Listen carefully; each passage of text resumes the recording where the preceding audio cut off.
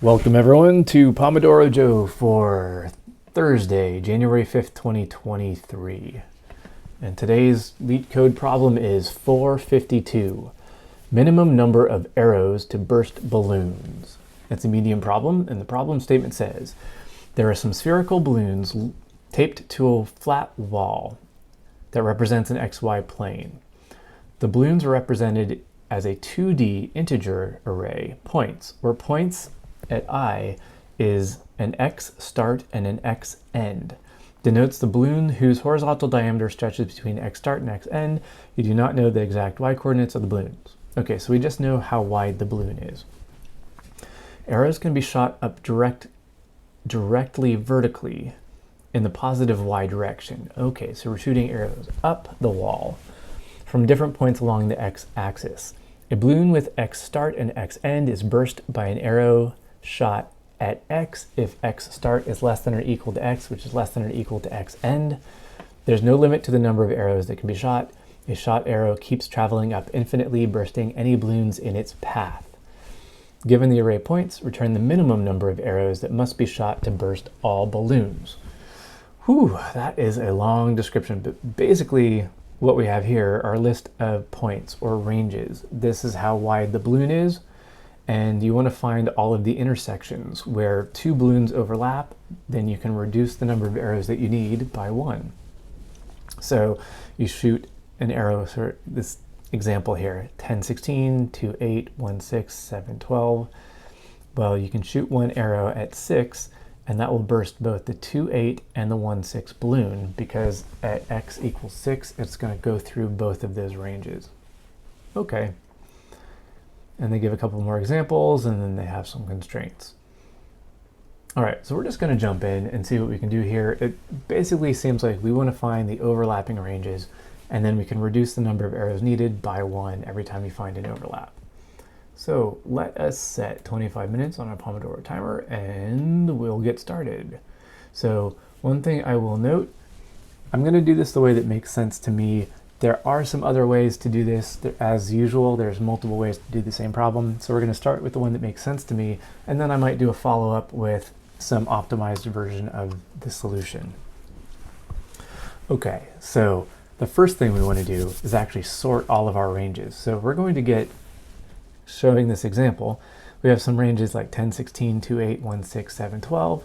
These are not in any particular order. What we really want to do is sort these so that we can find all the ones that overlap. So we need to group them all sort of together. So let's sort these first. So I'm going to have a sorted points. That's going to equal points, or sorted points. And we'll sort these by, we'll say key is equal to lambda. So this is a lambda function, and we're just going to sort by the starting position. Okay, so now we have sorted points. Actually, before we do this, let's do one quick check. Let's see. Okay, there's going to be at least 1 point, so I don't need to do any checks for whether or not we have 0 points. All right, so we're going to say our current point, or we'll say, what do we call this? We'll call this the previous point. So the idea here is we're going to keep track of any previous point, and going through each point in order, or points in order, if we find a range that overlaps that previous range, then we can reduce the number of arrows that we need by 1. If the range does not overlap, then we have to sort of start a new range of points. So the previous point is going to be equal to our sorted points at 0. So we're just going to grab the first point. We're also going to have a result, and I'm going to set that equal to the length of points. So this is going to be our maximum. Basically, this is every balloon needs an arrow, but we're going to be reducing that. At the end, we're going to return our result. All right. Now for our points. So for point, actually, we already have the first point at points 0. So we really want to go through for I in range from 1 to the length of our points. So we're just going to go through all the indexes. All right, so we're going to get some current point. And our current point, I'll just make it simple. That's going to be our sorted points. Make sure we use the sorted version and not the passed in version. Sorted points at I. Now look for overlap. How do we find if there's an overlap? Well, what I like to think about is sort of the beginning and the ending of the range. So if our current point has a start, so that's 0, that happens after our previous point's end, then there's no overlap. Or our current point has an end that happens before our previous point even starts, well, then there's no overlap. So this whole thing is like no overlap.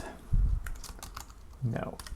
And so if there's no overlap, then we just set our previous point to this current point.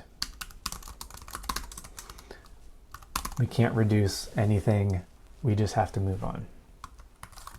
Okay, if there is an overlap, well then we can reduce our result by 1 because we basically can use the same arrow to pop 2 balloons.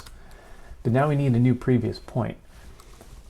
At this point, that previous point is now going to be reduced by essentially, it's going to be just the overlapping area between our 2 balloons. So what's the overlapping area between our 2 balloons? Well, we need to look for whichever start point is highest and whichever end point is lowest. So if we have something that's like, ignore this, this is just comment here, I'll just do. We have P1, I'll call this P1 start. And we have P1 end. And then we have, let's say, P2 start and P2 end. Well, the overlap is going to be, well, whichever one of these starts happens, the maximum start and the minimum end. So it's going to be between this and this. So we need to get the maximum start and the minimum end. All right. So that should be pretty easy. So we have a new start. It's going to be the max of our current point start and our previous point start. Start and new end.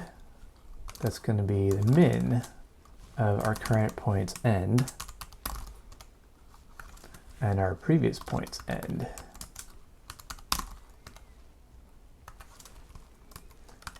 And now our new range, our new previous point, is going to equal new start, new end. And that should be it. I'm sure I have some typos in here because I was typing really quickly, but I think that'll cover us. Let's see how many typos I made. None. Oh, can't believe it. All right, let's submit this and see how poorly we do.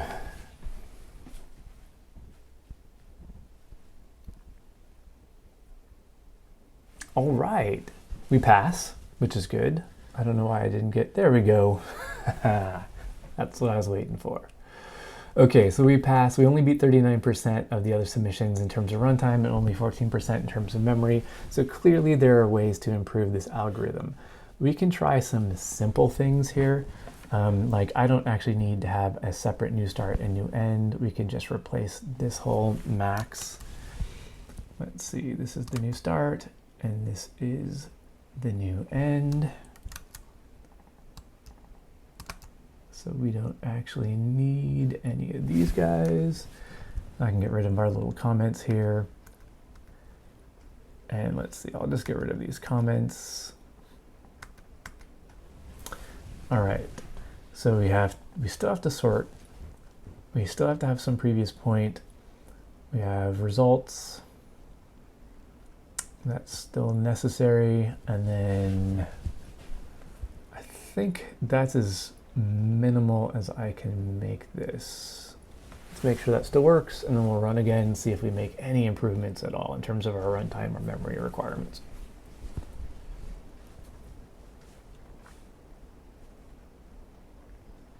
All right, a little bit of improvement.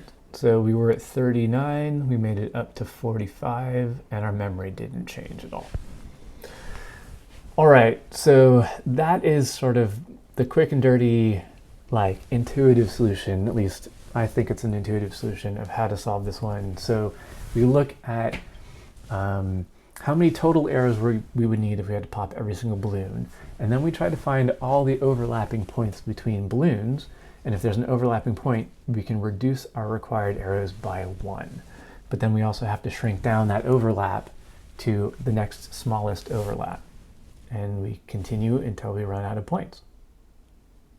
Okay, I am going to call it here. It's not a great solution. I recommend you check this one out. LeetCode 452, minimum number of arrows to burst balloons. Check it out. Try some other solutions. Give it your own take. And yeah, have some fun with it. All right, folks, I'm going to call it. Go out and write some awesome code.